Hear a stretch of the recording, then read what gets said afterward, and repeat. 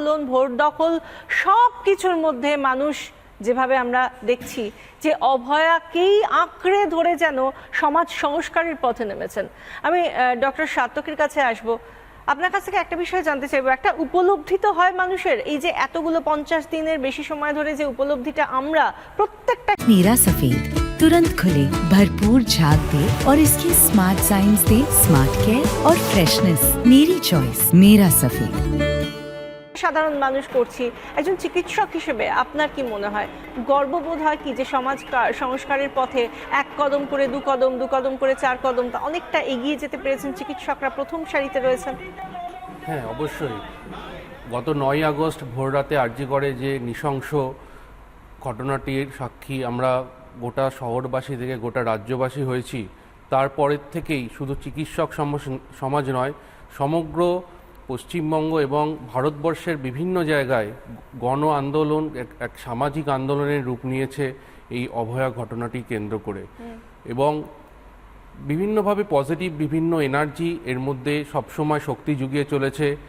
হাজারো বাধা বিপত্তি সত্ত্বেও আমরা আজকেও এই 52 দিন 53 দিন হয়ে গেল এই আন্দোলন এবং বিচারের দাবিতে আমাদের যে আন্দোলন চলছে সেটা এখনও একই রকমভাবে নিয়ে যেতে পেরেছি।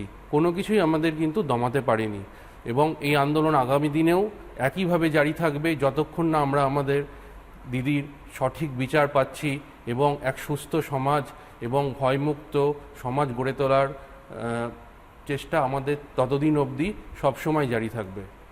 এই জায়গা থেকে আমি ডক্টর সুনন্দদের কাছে আসবো। দেখুন, আমরা দেখেছি যে ফিতে কেটে পিতৃপক্ষের অবসান না হয়েছে তখনই সূচনা করা হয়েছে, পুজোর উৎসারিত সূচনা বলেছেন মুখ্যমন্ত্রী। উদ্বোধন করেননি, তিনি বলেছেন আজকে করবেন, গতকাল তিনি ফিতে কেটে সূচনা করেছেন। তো এই সূচনা মানে তো নাচে গানে একটা উৎসব, আনন্দকে আবাহন জানানো, কিন্তু মানুষ যারা তর্পণ করতে এসেছেন তাদের মুখ থেকেই শুনলেন যে আনন্দটা নেই। মায়ের জন্য যা যা রীতি সেগুলো আছে, পুজো আছে, তর্পণ আছে, কিন্তু আনন্দ, যে বুক ভরা আনন্দে আমরা প্রত্যেক বছর উৎসব করে থাকি, সেই উৎসব আসছে না, তার কারণ আনন্দ আসছে না। সেই জায়গা থেকে এই যে ফিতে কেটে উৎসবকে আবাহন করা এবং কোথাও গিয়ে যেন অর্ডার জারি করা এবার উৎসব করতেই হবে, এটা কি সত্যি হয়? এটা কি হতে পারে? হ্যাঁ, এটা তো অবশ্যই একটা অদ্ভুত বিষয় যে, আর বিশেষ করে দুটো বিষয়। একটা বিষয় হচ্ছে আমাদের যে সংস্কার, আমাদের যে সংস্কৃতি, পুজো তার একটা অঙ্গ।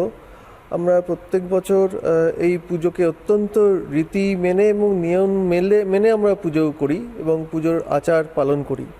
আর উৎসবের বিষয়টি কিছুটা বলা যেতে পারে এর আগেও আমরা দেখেছি কিছুটা চাপানো।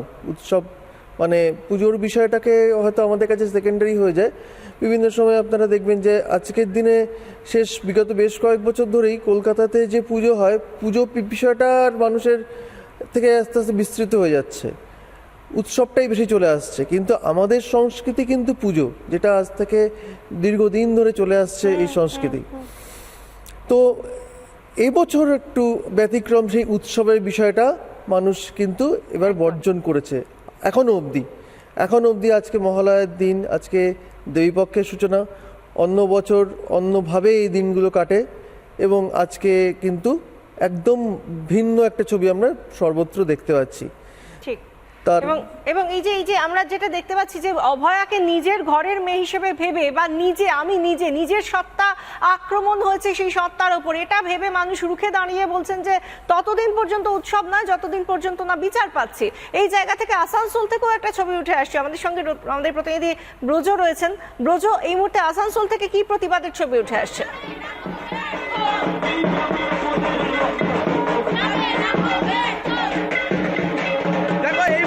আমি যেখানে দাঁড়িয়ে আছি সেটা হচ্ছে যে আসানসোলের যে চিত্তরঞ্জন দেশবন্ধু মহাবিদ্যালয়, সেই দেশবন্ধু মহাবিদ্যালয়ের যারা প্রাক্তনী, তারা আজকে এই মহালয়ার সকাল দখলের যে প্রোগ্রাম, সেই প্রোগ্রাম নিয়েছে।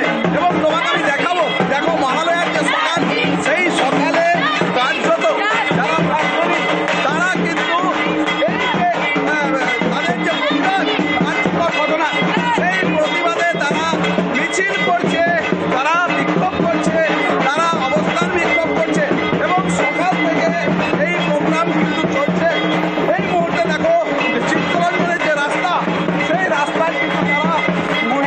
ভোট দখল কর্মসূচি আসানসোলে, সেখানে ঢাক ঢোল পিটিয়ে রীতিমতো উৎসব নয়, সেখানে আন্দোলন, সেখানে প্রতিবাদের ধ্বনি প্রতিধ্বনিত হচ্ছে।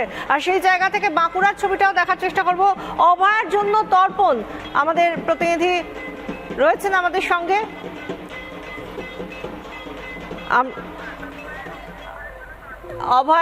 অভয়ার জন্য বাঁকুড়ায় তর্পণ চলছে।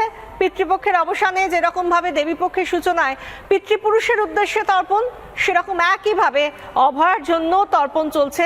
সেই ছবিটা বাঁকুড়া থেকে উঠে আসছে, সেই ছবিটা আমরা দেখতে পাচ্ছি।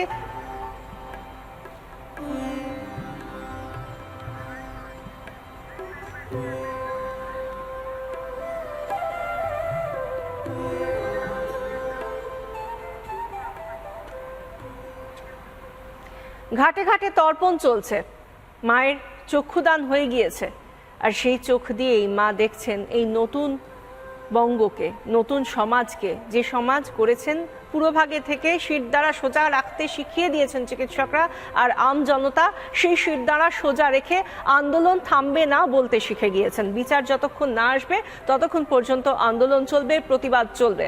আর এই অঙ্গীকার আমরাও করেছি, যতদিন না পর্যন্ত অভয়া বিচার পাচ্ছে ততদিন পর্যন্ত আমরাও প্রশ্ন করা থামাবো না।